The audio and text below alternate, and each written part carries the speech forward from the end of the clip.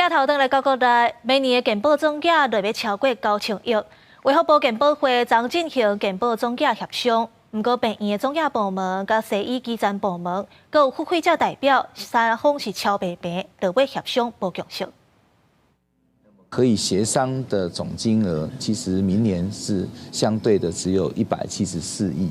啊，那么换言之呢，如果在医院的总额部门提出200亿的协商金额的话，其实已经超过了可协商的总数，所以也造成昨天在付费者这边呢，那么根本没有办法协商下去。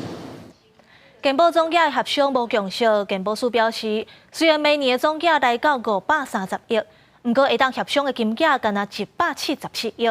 其中包括病院基层、齿科、中医，佮有西药剂的总价。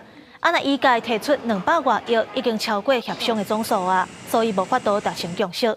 这案会送去予卫福部长邱泰源来做决定。